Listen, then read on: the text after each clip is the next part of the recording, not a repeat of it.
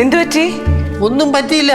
കൊച്ചിന് സ്കൂളിൽ പോകാൻ പറ്റാത്ത അവസ്ഥയായി. സന്തോഷമായില്ല നിനക്ക്? എന്തു പറ്റി മോളെ? എന്നോട് ഞാൻ അന്നേ പറഞ്ഞതാ ഈ അഭിനയിക്കാനൊന്നും പോണ്ടാന്ന്. പുറത്തുനിന്ന് വരുന്ന കമന്റുകളും ഫോട്ടോസുകളും കണ്ടിട്ട് എനിക്ക് തൊലി ഇരിഞ്ഞു പോവാ. എനിക്ക് മനുഷ്യന് പുറത്തിറങ്ങി നടക്കാൻ വയ്യാത്ത സ്റ്റേജായി. അതിനിപ്പോ ഞാൻ എന്ത് ചെയ്തിട്ടാണ്?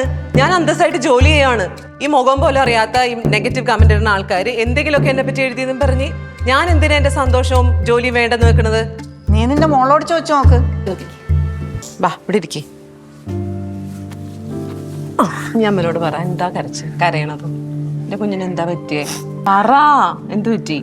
ഇന്ന് ലഞ്ച് ബ്രേക്കിന് എന്നെ കളിയാക്കി. എന്തിനു കളിയാക്കി? അമ്മയെ പറ്റി പറഞ്ഞു. പറ്റി എന്ത് പറയാൻ? അമ്മയുടെ ഫോട്ടോസ് ഒക്കെ ഫേസ്ബുക്കിലിട്ട് അവര് പൊട്ട കമന്റ് ഒക്കെ ഇട്ട് പറഞ്ഞ് എന്നെ കളിയാക്കി. അവരുടെ കൂടെ കുറെ പേരുണ്ടായിരുന്നു. അവരാണെങ്കിൽ എല്ലാം കിടന്ന് ചിരിച്ചു.